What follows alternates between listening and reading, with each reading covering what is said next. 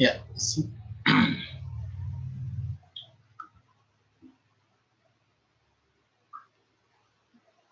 Bismillahirrahmanirrahim. Kita mulai ke sesi kedua atau bagian kedua. Kita akan membahas seperti disampaikan di akhir daripada sesi pertama adalah perbandingan pengobatan herbal dan kimia.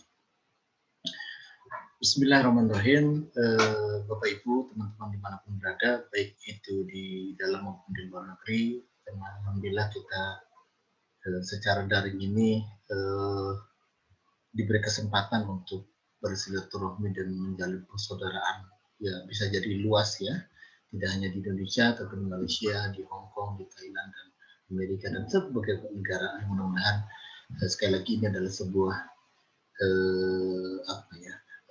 mimpi kita agar bagaimana caranya kita dapat bermanfaat bukan hanya untuk di wilayah kita, di negara kita, bahkan mungkin lebih luas lagi. Ini adalah harapan atau mimpi kita, gitu ya.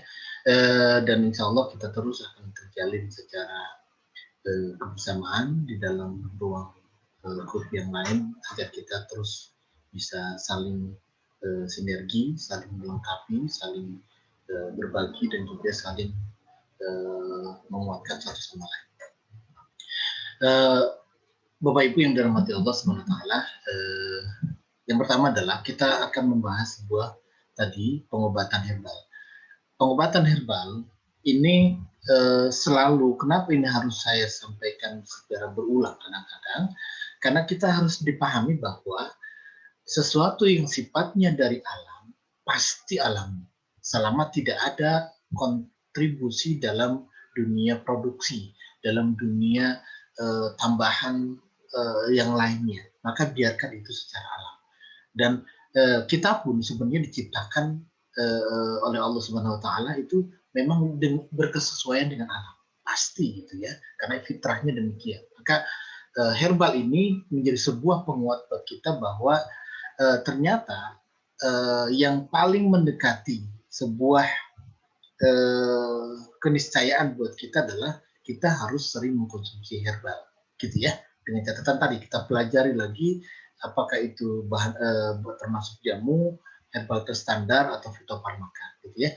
Nah, ini untuk herbal adalah berasal dari alam. Sementara perbandingan kimia sintetisnya adalah berasal dari kimia sintetis atau senyawa kimia. Disampaikan bahwa herbal sendiri mempunyai zat kimia.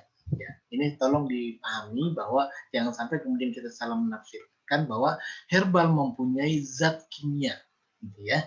Artinya seluruh herbal itu mempunyai zat kimia. Tetapi perbedaan dengan kimia sintetis ada tambahannya, ini Bapak Ibu sekalian. Sintetis, apa itu? Buatan.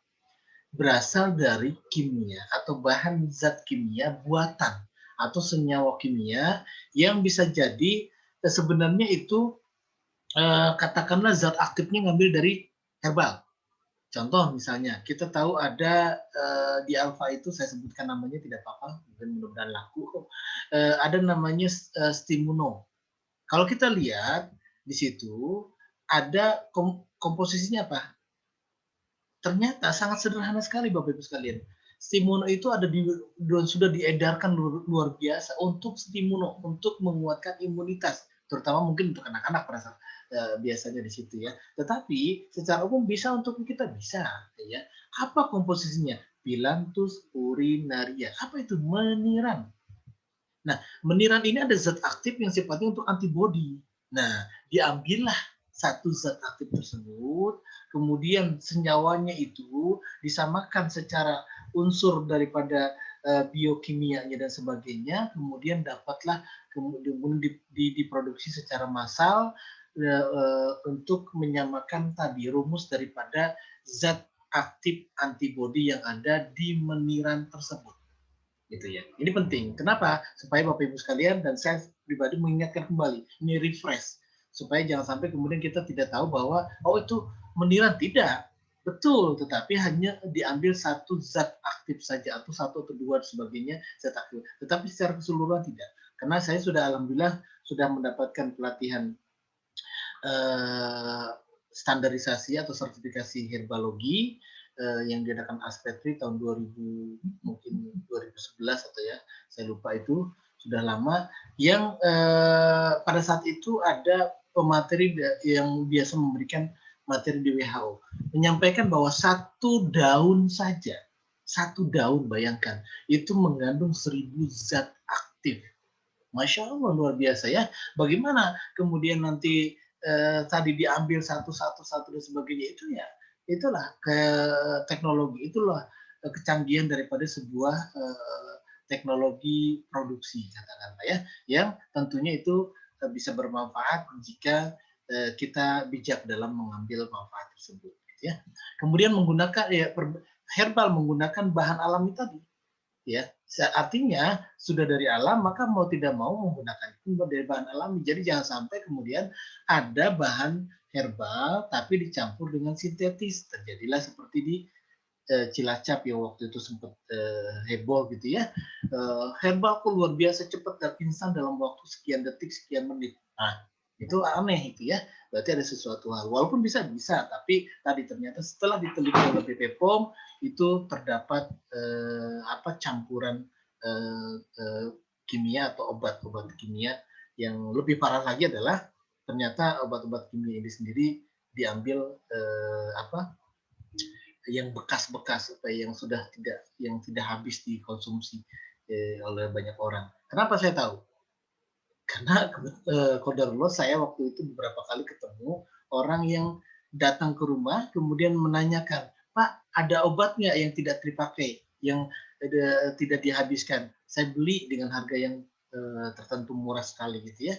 Seperti itu ya, harus hati-hati juga. Jadi ada orang-orang yang memang seperti itu kemudian keliling untuk mencari obat-obatan tidak terpakai atau mungkin masih ada tidak terminum dan sebagainya, itu bisa berbahaya ya, hati-hati sekali. Kemudian kalau obat herbal itu diserap 90% butirannya lebih halus ya oleh tubuh tentunya ya, itu diserap lebih halus oleh tubuh. Sementara kalau kimia diserap 50-70% butiran kasar. Ini sudah ada penelitiannya tersendiri. Jadi tadi sudah digunakan secara alami, kalau ini digunakan secara produksi kimia secara massal, kemudian diserapnya pun 90%, ini 50-70%. Ini sudah luar biasa. Perbedaan di sini saja sudah sangat signifikan sebenarnya ya.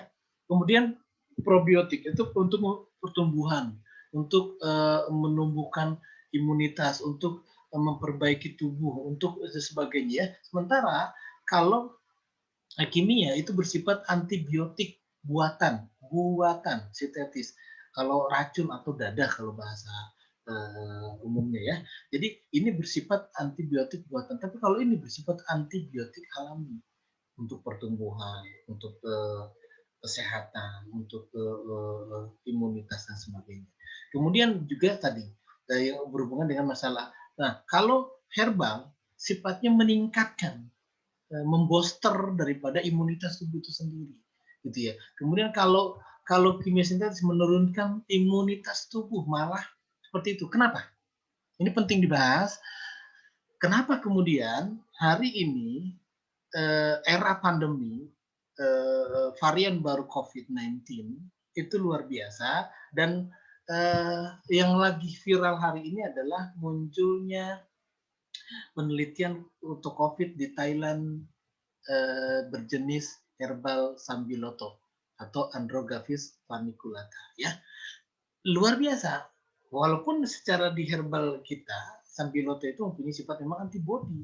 Artinya apa? Lah tadi luar biasa, masya Allahnya adalah mereka ya mencari, menggali dan sebagainya dari mana? Dari herbal, gitu ya. Dan ternyata hanya herbal yang bersifatnya untuk meningkatkan imunitas. Ada kimia? Tidak ada. Kalaupun ada ya mungkin hanya sifatnya ke arah mempertahankan, gitu ya. Atau bisa jadi dia hanya sifatnya simptomatik dan sebagainya, gitu ya. Gitu. Kemudian kalau herbal itu sifatnya holistik, menyeluruh, totalitas dan sebagainya. Tapi kalau kimia itu bersifat meredakan, bukan menyembuhkan. Hanya sifatnya tadi sebelum menyembuhkan simptomatik, atau bisa jadi menahan, atau bisa jadi dia hanya mempertahankan saja. maksimal mempertahankan, gitu ya.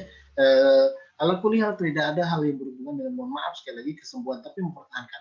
Nah, bagaimana ini dianggap sebuah keputusan bijak? Sederhana, ketika darurat masuk katakanlah rumah sakit, dikasih sesuatu yang sifatnya untuk saat itu mempercepat supaya katakanlah kalau kita kasih diinfus kemudian diberikan nutrisi cepat lewat pembuluh vena dan sebagainya, itu memang responnya cepat atau reaksinya cepat. Tapi kemudian jangan, kalau kita bijak, jangan kemudian selesai di situ saja. Nah, itulah fungsi daripada rumah sakit, itulah fungsi daripada medis, itulah fungsi daripada sebuah hal yang sifatnya kimia sintetis, ada manfaatnya. Tetapi ketika sudah normal, katakanlah sudah mulai pulih, bukan normal ya, pulih, maka kembali lagi konsumsi herbal. Itu yang bijaksana, ya, gitu. Artinya tidak menafikan daripada rumah sakit itu sendiri, gitu ya. Jadi jangan sampai kemudian menafikan yang sudah ada. Biarkan dia, kita butuh percepatan. Mungkin suatu saat dengan izin Allah sudah ada nanti komposisi zat aktif herbal, bukan zat aktif yang kemudian tadi saya katakan disintetiskan, gitu ya. Tidak demikian. Mudah-mudahan nanti ada, karena ini kecanggihan teknologi juga akan terus berkembang. Kemudian mengobati puncak atau sumber penyakit, causative treatment. Sementara tadi kimia sintetis adalah symptomatic treatment, mengobati simptom, gejala, ya, mengobati bukan sumber penyakitnya. Ya tadi bijak lagi tadi, gitu ya. Maka kalau kita bijak, ya sudah, nggak apa-apa. Kalau misalnya ternyata kita butuh darurat, tidak apa-apa. Tetapi kalau kita ingin istiqomah dan kita ingin oke, saya akan tetap mengkonsumsi herbal dan saya yakin dan saya sudah mempelajari diagnosa dan saya sudah berbagai macam terapi, lakukan. Ya, itu adalah grade imannya beda-beda, istiqomahnya beda-beda, silakan. Dan alhamdulillah sekali lagi bukan saya hanya sharing saja bahwa saya, istri saya, keluarga saya, anak saya itu tidak pernah masuk rumah sakit dan tidak pernah katakanlah secara ini konsumsi kimia. Kita herbal. Ya kita buktikan, kita bisa diagnosa, kita buktikan, kita bisa terapi, kita buktikan ada herbal yang luar biasa yang sebenarnya secara dosis, nanti kita belajar dosis, mempercepat proses penyembuhan ini, gitu ya. Jadi jangan khawatir. Kemudian tidak ada efek samping yang ada reaksi positif atau DOC, ya, direction of cure. DOC itu direction of cure, yang reaksinya positif atau DOC, mengandung vitamin, mineral dan nutrisi. Artinya apa? Bahwa herbal tersebut adalah ada reaksi tapi reaksinya positif, bukan negatif. Kan ada reaksi positif, ada reaksi negatif. Maka ini menunjukkan bahwa hal-hal seperti ini harus kita pelajari agar kemudian nanti kita paham bahwa oh iya ada efek samping kok positif. Nah, apa yang muncul reaksi positif nanti kita bahas, gitu ya. Kemudian memiliki kesan lebih cepat dari terapi destruktif. Maaf di atas, ada efek sampingnya, ya. Ada reaksi negatifnya, itu herbal, ya. Kemudian memiliki kesan lebih cepat terapi tetapi destruktif. Destruktif itu apa? Destruktif itu adalah merusak, gitu ya. Destruktif adalah cepat memang, tapi merusak. Jika saya katakan merusak jika dikonsumsi secara kontinu terus-menerus. Makanya tadi bijaksanalah dalam mengkonsumsi obat kimia sintetis. Kalau ala kulihal ternyata Bapak Ibu sekalian tidak kuat dan terpaksa, ya apa boleh buat, silakan. Tapi sekali lagi hanya sifatnya darurat, gitu ya. Ini bijaksananya saya ini sebenarnya, ya. Tetapi kalau ada beberapa teman-teman kita, rekan-rekan kita, herbalis itu masya Allah luar biasa, sampai dia maaf mau sakaratul maut pun dia istiqomah, gitu ya. Tapi ya kembali lagi kepada keyakinan diri, gitu ya. Kemudian lanjut ke materi slide berikutnya adalah apa yang terjadi apabila kita mengambil obat kimia dan apa yang terjadi apabila kita tidak mengambil herbal. Kebalik ya, kita mengambil obat kimia tetapi tidak mengambil herbal. Contoh, apa yang terjadi apabila kita mengambil obat kimia adalah satu, obat tersebut akan terus berfungsi di saraf pusat yang menyebabkan sakit, ya. Jadi satu ya, ketika kita mengambil obat kimia, obat tersebut akan terus berfungsi di saraf pusat yang menyebabkan sakit. Jika, sekali lagi, dikonsumsi terus-menerus, sekali lagi ya, berkonsumsi terus-menerus. Saya tambahkan, karena emang banyak yang tidak paham hal yang saya tambahkan ini. Kesannya itu spontan. Kalau spontan tidak masalah, tapi intinya adalah jika terus-menerus. 2. Pesakit merasa sembuh dan melakukan aktivitas seperti biasa, sedangkan keadaannya semakin parah dan akhirnya mewujudkan situasi penyakit kronik, mewujudkan penyakit lain. Ya, saya menduplikat atau saya menyampaikan lisan saja bahwa ketika saya kuliah 3 tahun pengobatan klasik dan tibun nabawi di Rawalumbu dengan Ustaz Abu Muhammad, itu beliau menyampaikan bahwa Sinsus Parisno, gitu ya, beliau penguji di IGNI, beliau sampaikan bahwa ternyata jika kemudian ada si klien mengkonsumsi obat kimia, gitu ya, kemudian dia combine atau dia sinergikan dengan herbal, maka potensi efek parah daripada samping daripada organ yang bermasalah itu bisa meminimalisir. Contoh, obat kimia bisa saja kemudian tadi mewujudkan penyakit yang lain, penyakit kronik, organ yang lain bermasalah, jantung, ginjal, paru, terutama lever dan otomatis lambung atau bermasalah. Nah, ketika mengkonsumsi herbal, beliau sampaikan bisa meminimalisir 2 atau 3 organ. Ya, Masya Allah, luar biasa. Inilah yang pentingnya kita belajar, ya. Inilah kita pentingnya kemudian bisa nggak kemudian dipadukan antara obat kimia dan sintetis? Bisa. Bagaimana caranya? Ya tadi jedanya. Buat jeda secara umum adalah 1,5 jam sampai 2 jam. Bagaimana caranya? Ya tadi obat kimia lebih cenderung dikonsumsi setelah makan, obat herbal dikonsumsi sebelum makan. Itu ya. Itu rumus sederhananya ya. Nanti kita bahas lebih lanjut lebih dalam lagi tentunya ya. Oke, kemudian yang ketiga, penyakitnya sukar diobati dan organ sudah tidak berfungsi. Jika sekali lagi ini terus menerus dan sebagainya. Kenapa? Beberapa kali klien yang saya tangani itu luar biasa. Beberapa tahun yang lalu, mungkin sekitar 5-6 tahun atau 10 tahun, saya lupa itu ya. Ada beberapa klien saya itu ternyata tidak menyadari, tidak membaca panduan obat yang dikonsumsinya. Sehingga di situ memunculkan ketika dikonsumsi obatnya akan menimbulkan pendarahan. Dan betul ketika dikonsumsi dalam jangka waktu kalau tidak salah 6 bulan atau setahun kalau nggak salah itu ya, itu ternyata efek dari situ ada pendarahan. Sampai heran kok bisa gitu ya. Kemudian saya mengkonsumsi obat tapi ada penyakit lain yang muncul. Ini kemudian yang tentunya akan lebih sulit diobati karena organ tersebut mungkin tanda kutip kalau sudah ada pendarahan maka mau tidak mau itu akan munculnya iritasi atau rusak atau ada luka di dalam alam soal. Intinya seperti itu ya. Jadi tolong sekali lagi pahami kaidah-kaidah ini. Kemudian apa yang terjadi apabila kita tidak mengambil herbal? Satu, berlakunya penuaan atau aging atau apa ya, tidak awet muda lah ya gitu ya. Jadi kenapa tidak awet muda ya, gitu. Karena memang kalau kita pahami bahwa tadi di awal saya sering sampaikan tubuh kita adalah fitrah, tubuh kita adalah alami, tubuh kita itu sebenarnya bukan sintetis. Maka ketika kita mengkonsumsi haruslah berkesesuaian dengan apa yang alami. Untuk apa ya tadi? Untuk menggantikan, merevitalisasi, atau bisa jadi ini malah menjadi sebuah apa ya? Kalau saya sampaikan sih sebenarnya lebih ke pemupukan kalau bahasa herbalnya. Pemupukan itu maksudnya adalah kita bisa menjadikan diri kita awet di masa depan, gitu.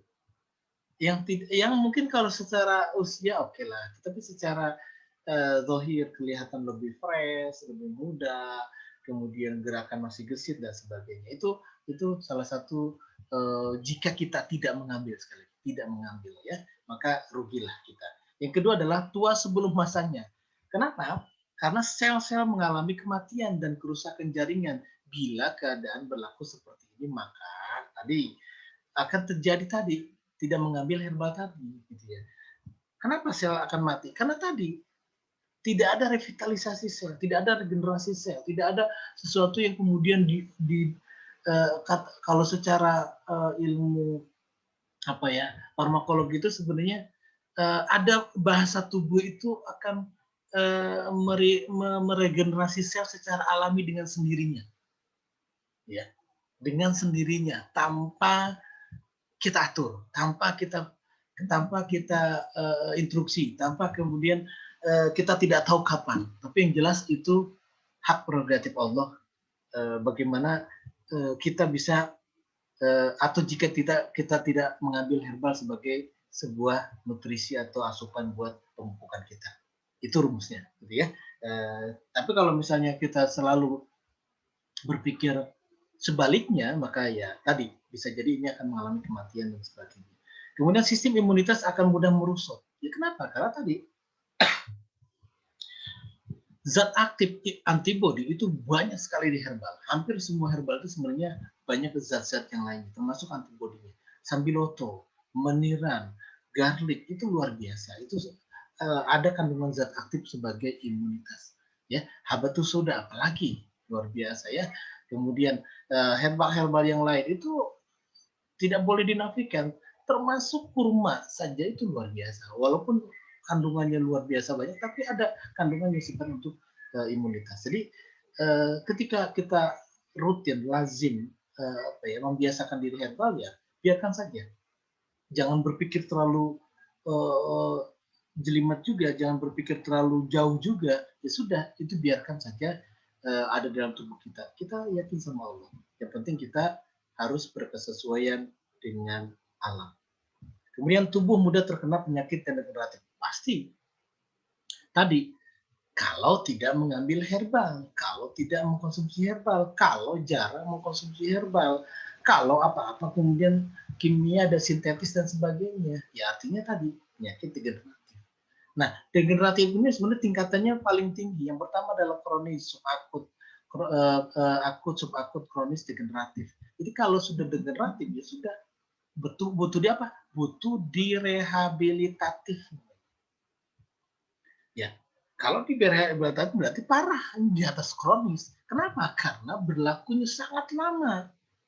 Kita cuek terhadap badan, kita gunakan badan kita gunakan tenaga kita gunakan power kita gunakan katakanlah nutrisi kita untuk bekerja keseharian, kemudian mobilitasnya tinggi, bekerja, belajar dan sebagainya, tapi lupa memperhatikan hak tubuh yang telah Allah titipkan. Nah, ini penting ya, jangan salah. Maka kalau sampai ini terjadi, banyak orang yang tidak paham, banyak orang tidak teredukasi, maka saya tidak tahu ini penyakitnya luar biasa. Dan sebenarnya walaupun ini akan potensi klien banyak gitu ya, tapi kita tidak berharap itu ya. Kenapa? Karena luar biasa sekali ya, luar biasa sekali. Kita berharap bahwa semua orang itu sehat. Bagaimana cara kembali ke alam? Kita akan semua sehat. Mau tidak mau Allah akan memberikan sinkronisasi alam yang luar biasa. Ya, kita tidak usah khawatir orang itu kemudian sehat semuanya. Ya tidak mungkin secara hukum kauniyah. Ya, secara hukum syariah juga tidak mungkin ya. Artinya apa? Ya sudah, biarkan saja, tapi kita lakukan kebaikan-kebaikan dalam rangka memberikan edukasi ke masyarakat dalam rangka untuk membantu program pemerintah yaitu Germas, Gerakan Masyarakat Sehat. Kemudian ya, detoksifikasi. Nah ini detoksifikasi kalau bahasa Inggrisnya adalah cleansing gitu ya. Ini tadi disampaikan ada proses DOC ya. Artinya ketika DOC direction of cure ini ya, direction of cure yang tadi sebelumnya saya sampaikan, maksud daripada detoksifikasi adalah membuang bahan beracun yang menyebabkan organ tidak berfungsi. atau di sini adalah cleansing, ya. Artinya bagaimana cara mendetoks. Kenapa? Karena ternyata organ kita ini sudah banyak dimasuki berbagai macam pola makan yang tidak sehat. Kecenderungan mindednya adalah sintetis kimia. Kecenderungannya adalah ya cowboy atau cuek terhadap tubuh dan sebagainya. Maka dia akan bagaimanapun kita harus membuang racun-racun tersebut. Pola-pola yang luar biasa bertahun-tahun, berpuluh tahun akan terus berulang jika kemudian tidak detoksifikasi, dan efeknya akan mudah sakit bahkan sampai ke mati. Walaupun secara fitrah siapapun akan sakit, tapi bagaimana caranya bahwa kita di usia tua, saya sampaikan hari ini niat dari saya pribadi, janganlah kemudian kita di usia tua itu menyulitkan orang lain. Ya. Janganlah di usia tua itu kemudian kita katakanlah membebani orang lain dan sebagainya. Ya, maka hiduplah lebih berkah lagi. Berkah maksudnya adalah semakin tua semakin sehat. Dengan cara apa? Back to nature. Dengan cara apa? Perbaiki pola hidup, perbaiki pola makan, perbaiki pola pikir atau stres. Maka insya Allah akan lebih sehat secara luar dan dalam, secara fisik maupun psikologis. Kemudian apabila proses pembersihan dilakukan, barulah kandungan bahan-bahan aktif obat-obatan itu serap. Jadi apabila proses dibersihkan. Jadi kalau sudah proses detox, kalau sudah proses katakanlah pembersihan gitu ya, maka ini bisa menjadikan sebuah apa ya istilahnya, bisa dikatakan organ baru. Kenapa organ baru? Bisa jadi katakan ini sudah dibersihkan dari berbagai macam racun, sehingga obat semurah apapun, maksud herbal semurah apapun, akan lebih mudah diserap oleh tubuh. Akan lebih mudah untuk proses metabolisme tubuh dan sebagainya. Jadi kalau misalnya banyak plak dan sebagainya, akan sulit sekali obat apapun masuk ke dalam tubuh kita. Oleh sebab itu, bila mengambil herbal, proses yang utama yang harus dibuat adalah tentunya adalah detoksifikasi terlebih dahulu, ya, tentunya setelah didiagnosa.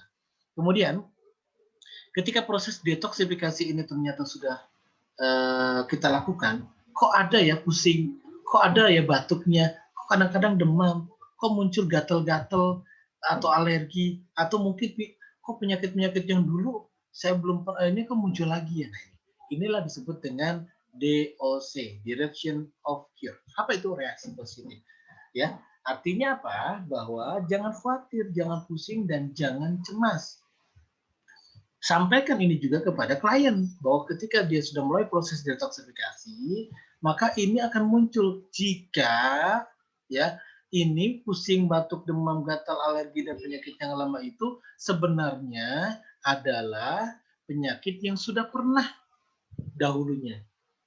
Gitu ya. Jadi bukan jadi jangan sampai kemudian kita salah menafsirkan, oh iya kok bisa ya, oh jangan-jangan, dan sebagainya. Jadi kita nggak usah khawatir. Sampaikan ini ya, sampaikan berkaitan dengan DOC ini.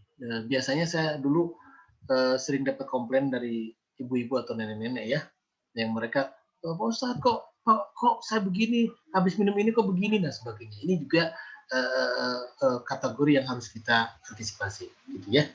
Nah. Oke. Kita akan menginjak ke tujuan penggunaan herbal ya. Nanti ini part ketiga karena ini sesuai dengan pembagian daripada part ataupun bagian-bagian kita akan sampaikan mengenai tujuan penggunaan herbal. Demikian untuk tadi yang sesi kedua atau part kedua. Semoga tadi bisa sedikit dipahami, kita ada pencerahan-pencerahan untuk kita semuanya diserap, mudah-mudahan kita diberikan kepahaman kepada kita semua. Demikian, terima kasih sekali lagi sudah mendengarkan materi saya, dan intinya adalah kita saling mari kita lakukan sebaik mungkin untuk memberikan edukasi kepada masyarakat. Barakallahu fikum. Wabillahi taufiq wal hidayah. Assalamualaikum warahmatullahi wabarakatuh.